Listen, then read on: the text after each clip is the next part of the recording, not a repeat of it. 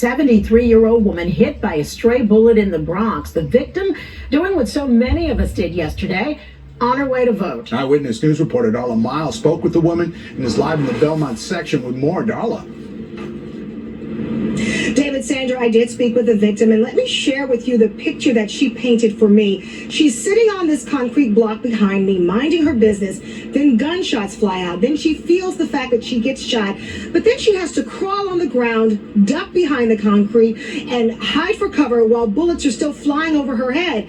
That's a scenario for a soldier on the battlefield, not a woman in her 70s headed to the polls. And they told me it was fractured. And I had a hole in the bone. Sadly, this is what has been happening all too often when regular folks are just minding their business. And the next minute, they feel the heat of a bullet searing through their flesh.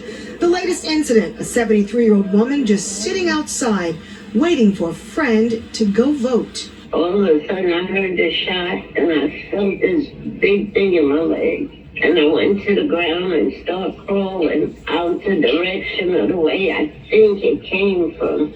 Those gunshots started flying Tuesday afternoon around 4:20 at the intersection of Broad Street and Prospect Avenue in the Belmont section of the Bronx. The 73-year-old woman, who is now afraid to share her identity, was just sitting here on this concrete block, directly in front of the security guard gate, when a car drove up and the passengers inside started shooting in her direction. I'm bleeding so much, I put my hand on there to put pressure. Then a gentleman helped me and tied my leg up with his shirt. He took his white shirt off. The paramedics were already putting her on the stretcher. They were already strapping her down, but I was asking her, is there anything we need to do for you? You know, who do we got to contact? This couple recovered this bullet fragment from their daughter's bedroom. Stray bullets also going through their window.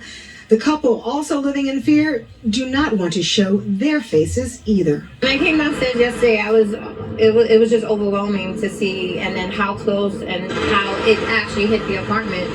You know, if my daughter was any closer to the window, she would not be here right now.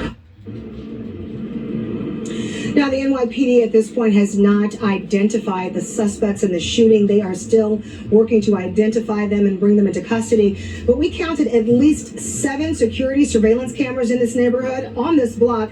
So they will certainly be looking through that video to try to identify these suspects.